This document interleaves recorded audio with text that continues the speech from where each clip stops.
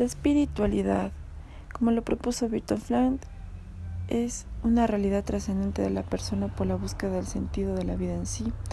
Esto quiere decir que es una realidad intrínseca a la naturaleza humana y es el recurso más profundo y potente que tiene la persona, como una cualidad o esencia que integra o trasciende la naturaleza psicosocial del individuo. Esto quiere decir que todos somos espirituales, pero existe un descuido por la afiliación a una religión o devoción. La espiritualidad de las religiones. Esto es de la sobrada cuenta de impacto de lo sagrado en el hombre, registrada en los resultados de reacciones producidas por él. Se trata de un comportamiento peculiar que no circunscribe al campo de la ética, sino que repercute en la interpretación de la realidad y en el mundo de habérselas con los seres humanos. A dicha presencia el hombre experimenta un deseo de ser. Deseo de ser también es conocido como nostalgia ontológica y deseo de ser mejor como anhelo de santidad. También es como un encuentro personal. La mayor parte de los fenómenos de la religión coinciden en definir la actitud religiosa como el encuentro personal con lo absoluto. Esta también no significa hablar de una parte de la vida, es hablar de toda la vida, incluido bajo el impulso del Espíritu Santo.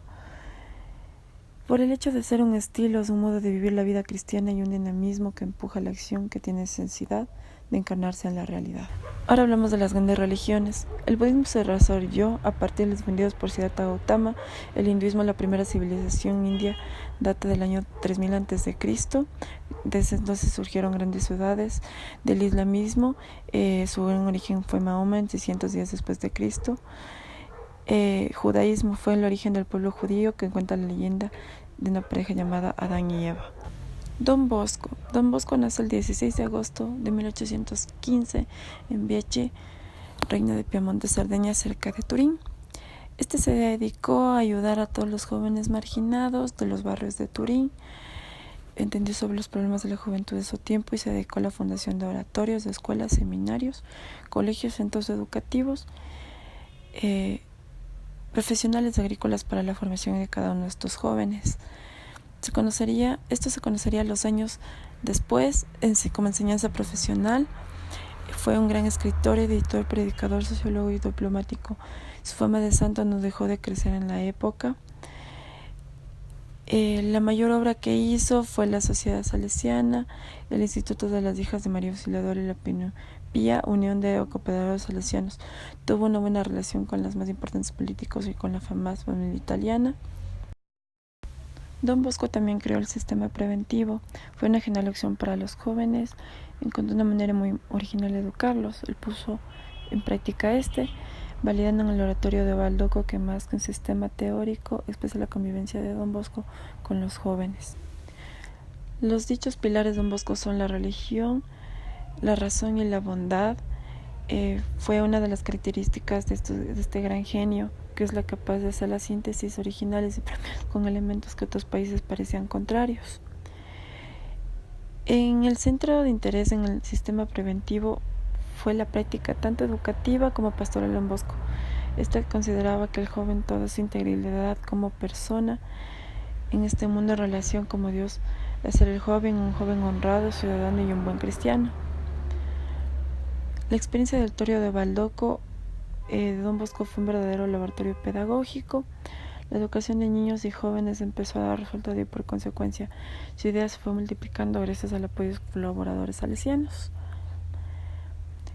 Fue un ambiente acogedor, un ambiente de confianza y familiaridad donde el joven se siente escuchado y comprendido, siente una verdadera existencia salesiana. Un ambiente marcado por la alegría, que fue llamado patio. Un ambiente donde puede desarrollar todas las potencialidades de escuela que fomente el desarrollo de las capacidades y las actitudes fundamentales para la vida. Un ambiente que le permite caminar siguiendo una clara propuesta de fe que ya fue llamado parroquia. Esto implica apertura de la trascendencia como propuestas religiosas adecuadas. Este joven sacerdote provoca una relación más cercana con los jóvenes e introduce las prácticas religiosas en la continuidad de su oratorio. Esta experiencia pedagógica de Don Bosco se tornó en un acontecimiento verdaderamente abundante a cuanto a la concepción de la educación y en cuanto a la concepción de la espiritualidad cristiana. Fue llamada como una presencia salesiana en el mundo.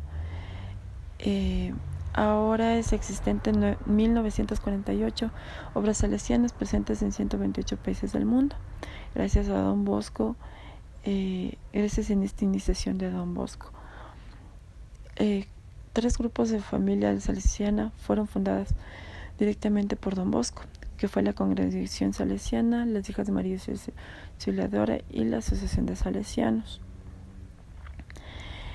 También se hizo unos rasgos de la espiritualidad salesiana. Al hablar de esta espiritualidad salesiana, entendemos como el conjunto de principios, ideas, sentimientos y modelos de comportamiento que caracteriza a los discípulos de Don Bosco en su deseo de ser fieles al Espíritu Santo.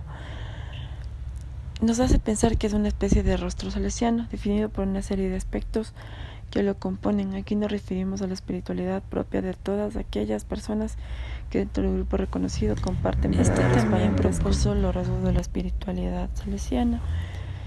Don Bosco propuso que los rasgos que definen la espiritualidad son la caridad pastoral, la gracia de unidad, el estilo de oración, la misión juvenil y popular, la templanza, el espíritu de iniciativa y el sentido de la Iglesia. Este es más importante porque dice que viene del amor a Cristo, que nace inseparable al amor de su Iglesia. El ser humano como proyecto personal, nos da la idea que no solo abarca de un ser que visiona el futuro. Es claro que el hombre mira el futuro, pero es necesario tener presente que se construye en el hoy, en el día. El ser humano como proyecto no es algo que será, es alguien que es, que existe, que vive, que actúa, que goza de voluntad y no voluntad. Permitirá una idea más detallada de lo profundo del significado que tiene el ser humano como proyecto. ¿Qué significa como ser persona? Es el ser que posee conciencia de sí mismo, goza de inteligencia y voluntad. Vamos al sentido de la vida. Esto viene a ser algo muy complejo, darle un significado a la vida. Yo diría que es lo que vivo y el paso del tiempo no desgasta sino enriquece. Por esto ser reflexivo, por esto es la vida. No enriqueciera, no habría de por qué viviría, porque todo lo que transcurre en nuestra vida es peor, y tomando la experiencia de los sucesos y reflexionando sobre ello. Las dimensiones de realización del ser humano. Es necesario considerar que el ser humano se integra en varias dimensiones: biológica, emocional, mental, relacional y moral. También es el pensar. Durante mucho tiempo hemos considerado sujetos que no solo actuamos por inercia, lo mismo que tampoco somos sujetos bajo ejes de pensamiento netamente racionales. El decidir tiene conciencia de su vida, puede orientarse y decidir sobre su futuro. Así elabora proyectos y planea cómo llevarlos a cabo. Sin embargo, muchas personas se sienten desorientadas, no saben lo que quieren y piensan que su vida no tiene sentido. La persona y la condición humana. Todos los seres humanos, por el hecho de serlo, compartimos un conjunto de características que nos definen como grupo y nos diferencian de otras especies animales. Llevamos implícita condición de ser persona. El ser humano es un ser social que necesita de la relación con otras personas para desarrollarse. La identidad personal. Todos somos, en tanto pertenecemos a la especie humana, sin embargo, cada persona es diferente y única por su identidad personal. Interrogantes del ser humano. A lo largo de su vida construyen su personalidad, forman su manera de ser y adquieren sus valores. Amar. Quiere insistir que en el amor no es solo un sentimiento, sino que también debe entender en el sentido que tiene el verbo amar. Es hacer el bien, como decía Ignacio Loyola. El amor se debe poner más en las obras que en las palabras. Así puede mostrar toda su fecundidad y nos permite experimentar la felicidad de la nobleza. Opción fundamental es la expresión más importante de la responsabilidad moral, ya que expresa la intención globalizante que acompaña todo acompañamiento moral, así como la orientación hacia el fin último moral. Las actitudes morales constituyen aquel conjunto de disposiciones adquiridas que nos llevan a relacionar positiva o negativamente. Los actos morales, estas son las expresiones de verificación de la acción fundamentales de actitudes morales. Por su condición son versificadas, parciales y singulares. Acción fundamental como posibilidad ofrecida a Dios. La teología actual entiende como el concepto de la acción fundamental en la relación con la gracia. El ser humano tiene la realización plena de su existencia, más aún lleva clavado en un yo más profundo de su infinitud. Ahora bien, el hombre experimenta el deseo que no lo puede colmar, tal de lo presupuesto de la humana y de las posibilidades que le ofrece la historia real. El dinamismo del existir cristiano fue como una segunda perspectiva de su carácter dinámico.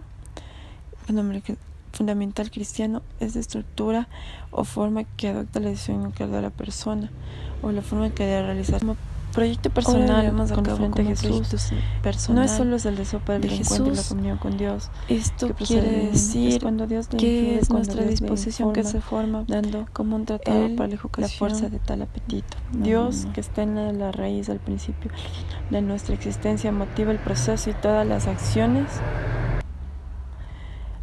de la fuerza de su espíritu, las anima e impulsa por dentro, vertebrando el auténtico deseo de Dios. Solo acaba Dios lo que comienza en él, solo camina hacia Dios el que camina en Dios y desde Dios.